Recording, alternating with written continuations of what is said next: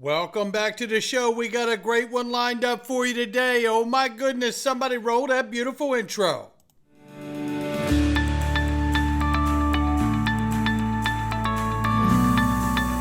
Digital Perspectives with Brad Kimes. Come on in.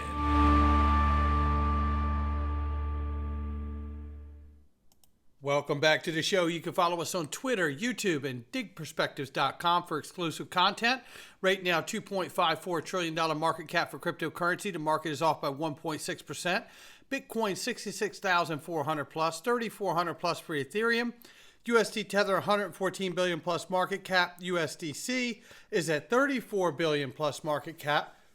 XRP slipping from number 6 back to number 8. Is at 59 cents this morning. And although we're off by 3.4 on the 24-hour, we're still up by 9% on the 7-day. Range of price very quickly between 59 and 62 cents. So you can see we're on the downside of that range of XRP's price today. We'll keep an eye on it. Let's start right here. We know that Joseph Biden dropped out of the race. Not to mention there are some questions about whether that actually is his signature or not. But we do know he has dropped out, and that is something to note. Now, what I want to show you here is Joe Biden endorses his vice president, Kamala Harris, as a Democratic nominee for 2024 presidential election. Now, stay with me here. We have a lot to see. And some you're going to feel like, we knew that. Oh, okay. All right. Well, not to the degree that you're about to see it today, okay?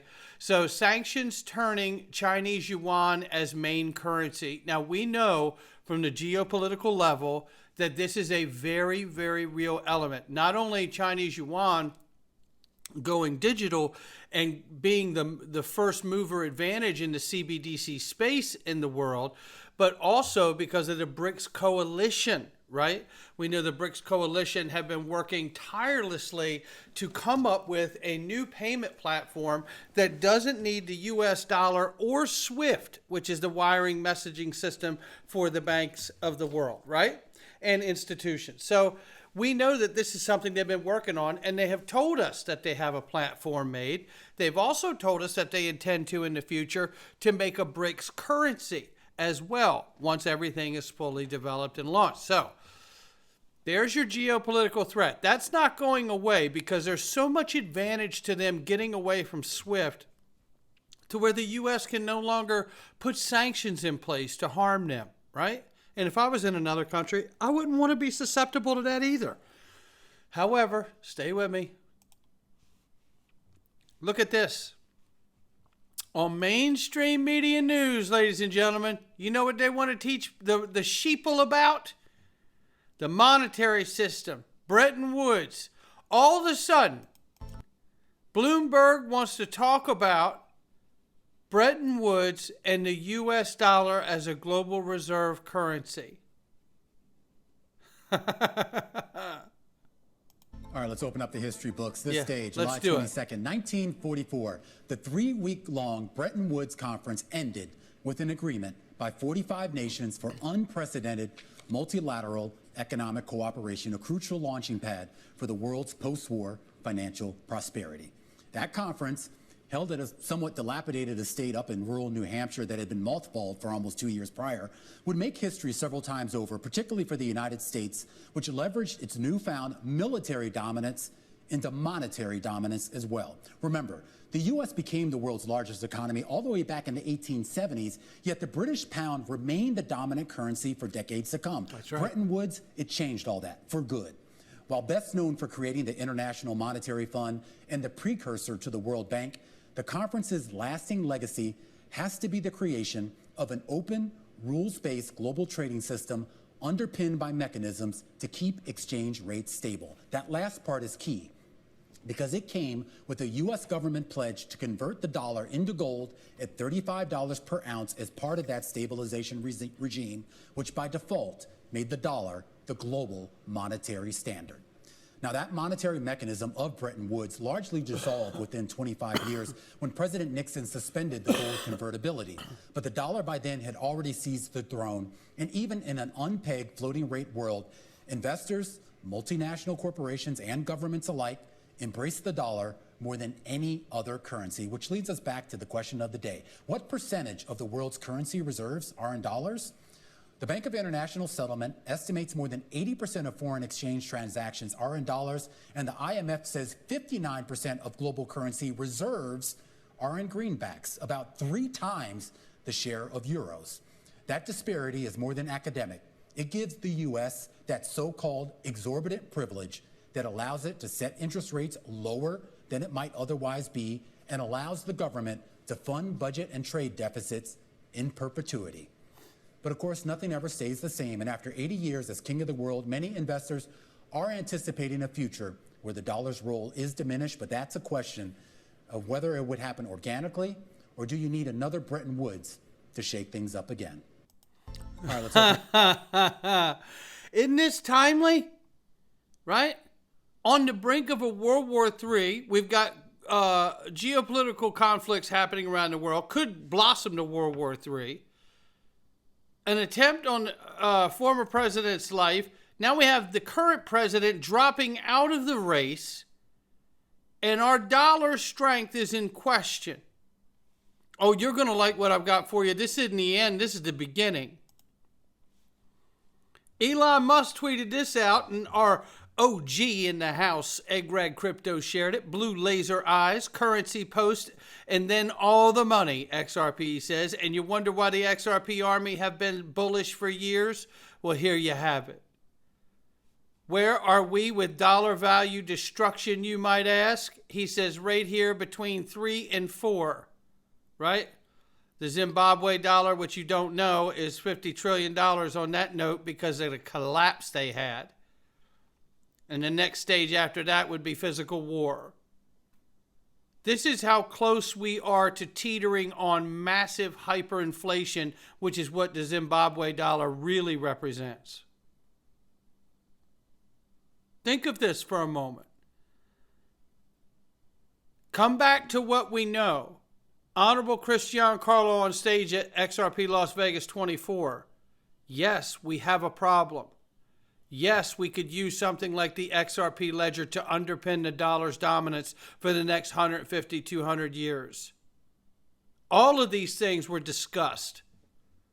We're not unaware of where we are, but I'll tell you this. Seeing the trigger that mainstream media is letting the masses know, finally, and I love the way Subjective View says sheeple, right? This is how they break the news to the sheeple. That their entire monetary system is about to change. It just looked like a little history lesson, right? But why now? Then we talked about this, Enbridge, which is really BIS's solution to fix SWIFT or do away with SWIFT, one or the other. And we do know from James Wallace, I don't need to play all this again. We do know from James Wallace that Enbridge is in fact, or XRP Ledger is in fact one of the pilots considered for the Enbridge model. Think of this. Bloomberg is now giving the history lesson to the masses. You know they don't like to tell the masses until it's time to tell them. Could we be closer than we realize to some massive change? And I wouldn't expect this to be something that happened on Tuesday. It's over by Wednesday. We have discussed multiple times on this channel the transition from Bretton Woods, as was explained in that video in Bloomberg, took several years to go from the pound to the dollar. Even after the decision was made. So if you apply that, what does that mean today? So if they were to say today, we're changing, there's going to be a change, we're introducing a bridge asset, and we're going to go with that and see how it works out. Let's just say they did that today at 12 o'clock. That doesn't mean it's over tomorrow at noon. It just means that's the beginning of something new starting.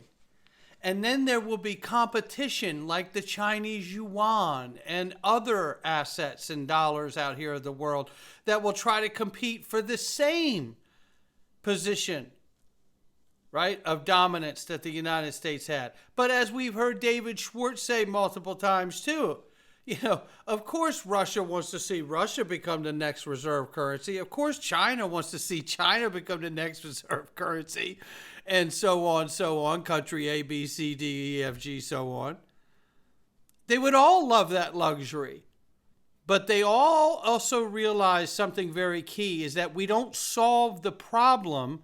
We merely anoint someone else while the rest of the world deals with the turmoil and fallout of that particular model of monetary system. That's why I believe now is the time to introduce a bridge asset. And digital assets broadly.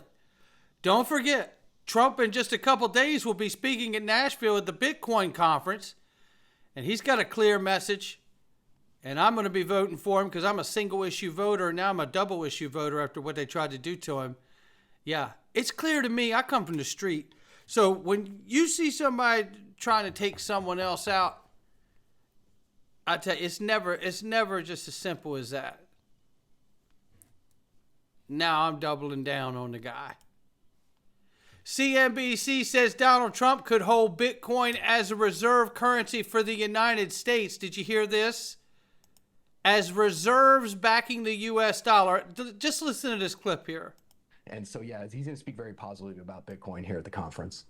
Do you think that these favorable comments could go so far as to indicate that he'd be open to it being a reserve currency for the U.S.? Yeah, so there were some rumblings of that on X this week. It could be something that's very difficult to get done, but it is possible. The Justice Department holds about 200,000 units of Bitcoin. So the United States is the largest holder of Bitcoin. And so they could easily just move that over to the Department of Treasury and start right there and have 13 billion worth of Bitcoin on the balance sheet. So it is a possible move. It just could be tough to get done. But what happens is the Justice Department, in holding these units of Bitcoin, they've been a random seller in the space. And so if they move from being a random seller at times, which could push the price of Bitcoin down, over to being a long-term hodler, well, that could be really good for the space and push prices up. Well, not to mention the fact that if you announce that you're going to use Bitcoin as strategic reserve asset to back the U.S. dollar, because it's currently not backed by anything other than the full faith and confidence of the United States government, which the rest of the world is losing faith in quite quickly, right? Look, BTC, beta test coin, right? That's what we've heard that before. Look, I've said that I believe Bitcoin to be a financial band-aid to be used as a flight to quality, as Larry Fink from BlackRock says, or a high ground, as I like to say, to give traditional investors and their clients some place to go other than just gold, because the central banks want gold. They would prefer that you and I not hold gold, right? But this would provide that high ground, so when the traditional markets collapse or correct, however you like to view it, there is some place that we can go with our investments while that downturn and correction happens. And during that downturn and correction, they're going to tokenize everything and move everything over to ledgers, right? I'm not going to miss the opportunity to let a good crisis go to waste. That isn't going to happen. But again, looking at all of this, there is a special window opening up. Look at this. Now presidential functions, since Joe Biden has dropped out, are being delegated to the Secretary of State and the Secretary of Treasury. Nothing to see here. I say to you, the window is open. A lot can happen in a moment like this. Head on a swivel. Because at the end of the day, if they're going to make some kind of change to the monetary system, adopting some kind of value protocol that also operates as a decentralized exchange without error for more than 12 years, maybe it's Stellar instead. I don't give a damn. Something's coming. You can feel the stage be set for something coming. There's a lot of working parts to this, ladies and gentlemen. Don't forget about FSOC, Financial Stability Oversight Council, which is really headed up by the U.S. Treasury, which is now handling and delegated the functions of the presidential office between them and the Secretary of State. Now, we can't forget sight of this, Any day now, we're waiting for Judge Annalisa Torres to drop that ruling on the Ripple case, the remedies phase. Big fine or small fine? Where are we going with it? And will there be language in the ruling that sets forth a clear path for Ripple to begin to work directly with institutions here in the United States, banks alike? And don't forget about that. Once we have that ruling, how far after that will we see a Ripple IPO announcement and or an XRP ETF, which I would expect likely to come from BlackRock, right? One thing we do know, Ripple has said it's confident it's going to win the lawsuit and IPO after a possible positive outcome. Loving that for us. Here's what we're looking at, ladies and gentlemen. XRP Captain says, ready to explode vertical in the coming weeks. XRP is trading symmetrical pattern for over 2,400 days. My gracious. 2,400 days. The breakout target is $22 minimum, says XRP Captain. And I don't know if he's right or not, but I'll tell you this, I appreciate his analysis. And I tell you this, I would not be upset if that happened, because I got a plan for that $22 XRP. You can bet your bottom dollar on it. And also, if you want to join us at digitalperspectives.com and join the DPMG, if you want to learn how to use XRP Ledger Automated Market Makers, that is a series that we're going over right now inside the group. And it has been enormously helpful for everybody that's interested in learning more about how to do that. I know we've already started to do it in the group. And we have so many other courses that you could use to fill and gap fill your knowledge gaps in the space, as well as a weekly private live stream and an incredible group of like-minded people that are surrounding you that want to do the same things you want to do. Not only create and build wealth, but protect and maintain it. That's what we're doing inside of that group, and we're getting it done in a big way. You want to join us, you can. And if you join the DPMG, you get the Freedom Zone for free. But if you just want the Freedom Zone, you can do it for next to nothing. And today, you're going to want to be in the Freedom Zone, because I tell you what, oh my gracious, boy, I tell you, you are going to want to be sick with what I'm about to show you in the Freedom Zone. And the only question now is who took those shots? We're going to get into that right now, because I can guarantee you, you will not feel the same after you see this. Not financial advice from me or anyone else. We're getting started in the Freedom Zone. Come on in. All right, here we go, as promised.